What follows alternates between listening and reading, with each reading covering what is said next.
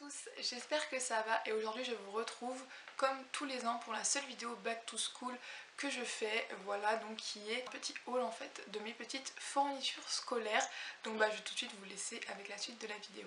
Donc si vous vous posez la question d'où ça vient, etc., tout vient de Carrefour. Par contre pour les prix je ne vais rien donner parce que je ne sais absolument pas combien ça a coûté.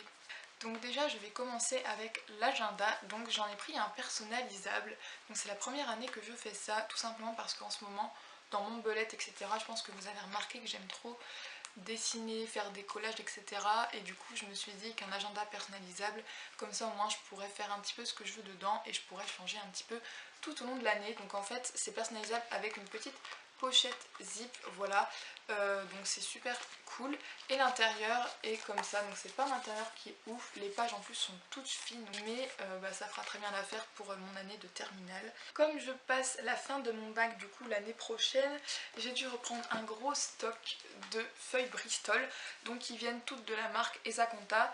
Donc j'ai d'abord pris des grosses comme ça, par contre j'ai pas fait attention mais elles ne sont pas perforées, donc je vais devoir le faire moi-même. Voilà, j'ai aussi pris des petites, pareil, pas perforées, je sais pas ce que j'ai fait, donc toujours Esaconta, et des petites colorées aussi. Donc je pense que vous voyez il y a des tailles différentes tout simplement parce que j'ai décidé cette année d'acheter un mini classeur, donc c'est pour ça que j'ai des fiches de cette taille là. Tout simplement parce que c'est quand même plus pratique à glisser dans le sac etc que les classeurs qui sont plus longs pour ces fiches là, mais comme j'ai plein de classeurs comme ça chez moi que je vais réutiliser cette année, et j'ai quand même racheté des fiches, voilà, pour éviter de racheter que des petits classeurs, ça sert à rien parce que j'en avais déjà d'avance des plus gros. Et j'ai aussi acheté un classeur, voilà, qui est ni petit ni grand en fait, tout simplement pour mettre des plus grosses fiches Bristol. J'ai des grandes fiches Bristol A4, je les couperai juste pour que ce soit de la bonne taille.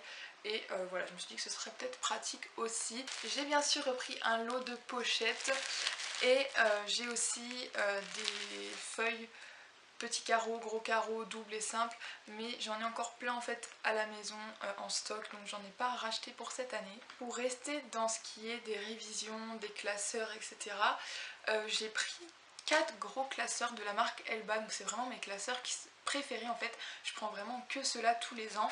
Donc on a déjà des tout fins comme ça, et en fait la particularité de ces classeurs c'est qu'ils s'ouvrent en bas comme ça en fait, avec un petit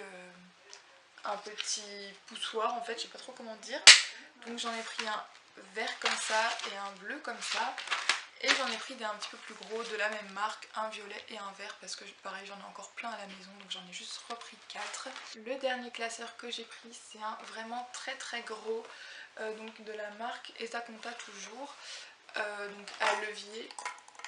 Tout simplement parce que, pareil, comme j'aurai beaucoup de cours, que ça va être vraiment conséquent, les cours de littérature, de philo, d'histoire et tout ça, je me dis que pour classer ça à la maison, ça peut être vraiment super pratique d'avoir un énorme classeur. Ensuite, je trouve que c'est toujours utile en fait d'avoir des cahiers, voilà, donc pour tout au long de l'année. Donc là, j'ai repris 3 cahiers, donc de la marque Carrefour. Je les aime trop parce que pour certains, ça va être très désagréable, mais j'adore le bruit là, genre je sais pas, j'adore. Et du coup je les ai pris, surtout qu'ils sont super résistants, ils sont super solides. Et donc voilà, j'ai pris quelques petits cahiers, donc pareil comme l'année dernière en fait. Pour ce qui est des trieurs et des pochettes, j'ai repris des choses Elba, donc en fait quand je dis que je les ai repris de l'année dernière en fait, tout simplement parce qu'ils ne sont pas abîmés. Et du coup je vais les réutiliser au lieu d'en racheter des nouveaux.